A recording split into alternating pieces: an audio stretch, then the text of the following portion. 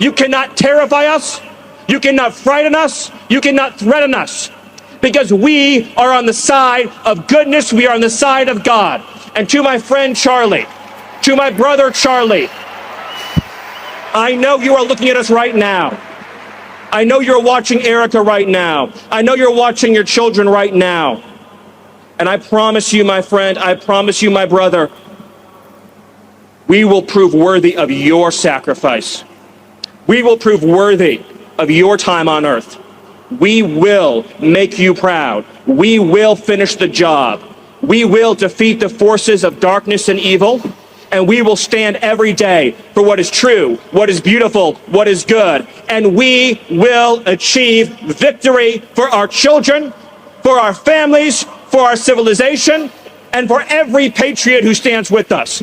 God bless you. Okay, so there it is. I told you, their God is another being entirely. He says that they're on the side of God. And that God believes like they believe, which means it's no kind of God.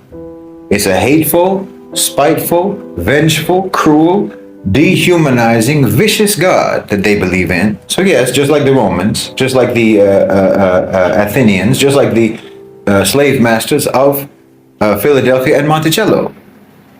Imagine cynically using the death, the murder of his supposed friend to try to incite division and revenge, to try to threaten and boast and to negate the humanity and the basic human value of everyone who disagrees with his toxic doctrine.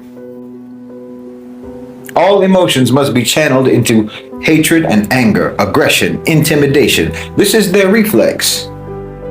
It's the reflex of that whole so-called civilization, and always, always against the weak, always against the vulnerable, always against the least of these. Right? He's letting you know that you're superfluous. He said you're nothing. He said you are nothing, you have nothing, and you will leave nothing. And they will see to that. Obviously what he said was meant to provoke. I mean, it's not only meant to provoke his base and Trump's base and Kirk's base, but to provoke everyone else. You understand? The threats and the insults and the intimidation, all of that is meant to provoke you, because they want a war. Yes, they want a war. They want a war, and they're going to do it. They're going to do whatever they're going to do anyway, but it will be easier for them if you holler back. You understand? You see, they always want to frame their abuse. They always want to frame their abuse as retribution, as defense, as revenge, as fighting back.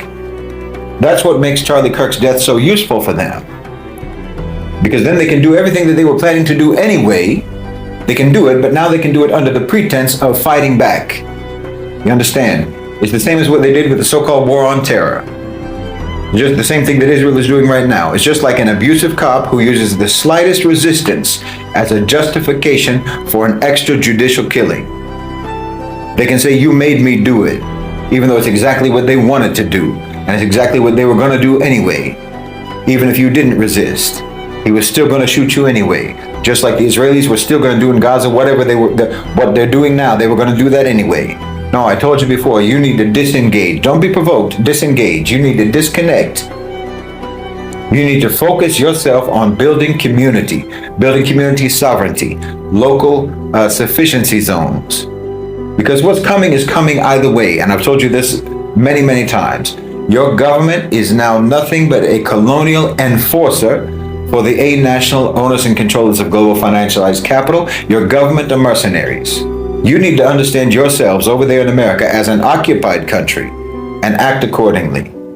Meaning build autonomous communities.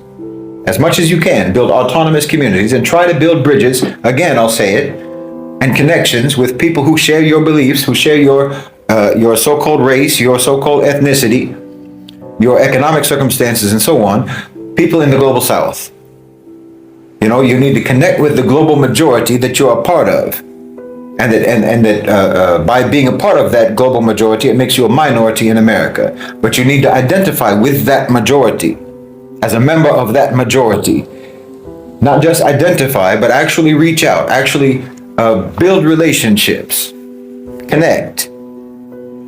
Start independently providing for your community, yourselves, through your own supply chains with Global South providers.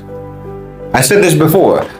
In my opinion, the African American community in America and other communities, other so-called minority communities like the Hispanic community, the so-called Latino community, you need to come up with frameworks for recognition as diaspora communities of the BRICS countries. You understand? You need to try to propose some kind of mechanisms for how BRICS can actually recognize, can actually work with the populations of the countries in BRICS, but who live in the diaspora. That's how you need to identify yourselves and organize yourselves. Forget about identifying as an American. America doesn't see you that way. That's a one-sided relationship. It's like you put on a jersey, you put on the jersey of some sports team, and you think that makes you a part of the team. It doesn't. That doesn't make you a part of the team. Well, that's your so-called citizenship. That's what your citizenship is. It's just a jersey that you buy at the gift shop. It doesn't entitle you to play the game. You don't get to play on the field, You need to realize that not everyone in the world is as sick as the society that you are living in. You need to understand this. No, see, in that cult of a country that you live in, they tell you that it's no better anywhere else, when actually it's better almost everywhere else. Not everyone is as insane and as monstrous as your government. Not everyone is as predatory and as psychopathic and as human-hating as your elites. No, it's completely abnormal. And yes, there is international law. Your rights are being violated under international law in America every single day. Your whole life over there is abuse. Your whole life over there is psychological abuse, economic abuse, spiritual abuse, intellectual abuse. And you ought to be supporting the invocation of Article 6.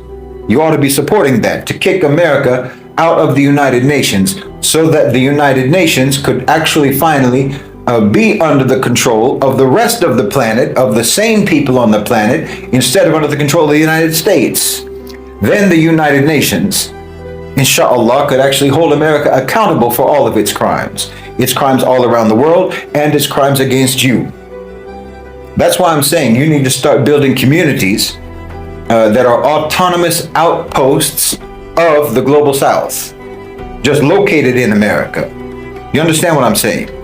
Consider yourselves as part of the global community. Act like it. Learn from them. Work with them. Think about your human rights and your civil rights in terms of the global standards and the global norms under international law, not under your so-called constitution that isn't even worth the paper it's printed on.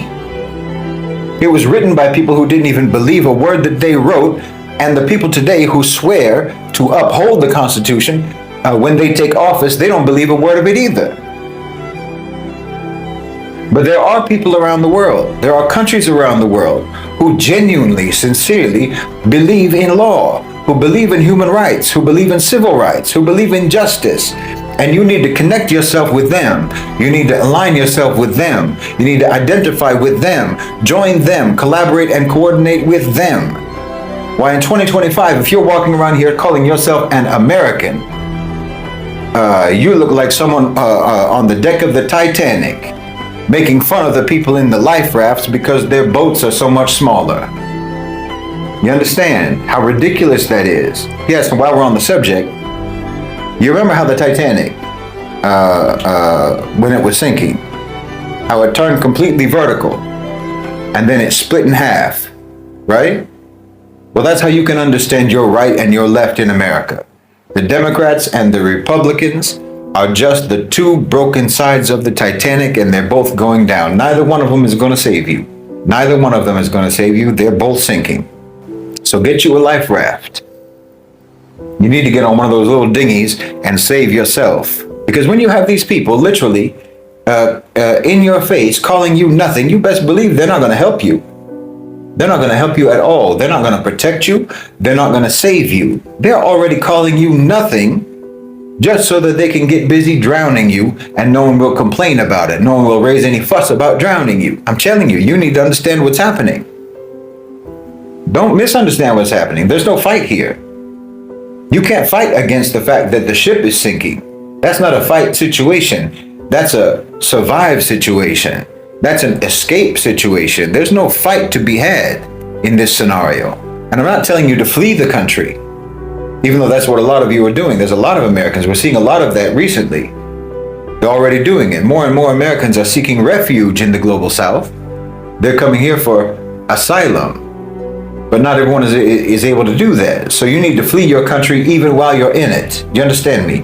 Carve out your own places there. Carve out your own communities. Like I said, sufficiency zones.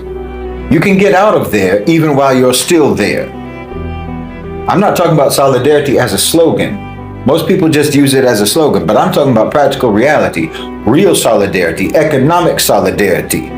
Because if you can't escape the country itself, you can't escape the system as much as you can. Escape the system together and try to connect with sane people outside your country and outside your system. You can't fight what's happening because it's going to happen one way or the other. And the way things are playing out, you can't blame one side or the other side. You can't blame one individual or another individual. You can't say it's because of Trump. You can't say it's because of, I don't know, Elon Musk or any particular individual, any particular politician, or any particular party. It's happening because it's an inevitability and it must happen. There is nothing that you can do about it. You can't fight it. You can't reverse it. The only thing you can do is prepare yourself for impact.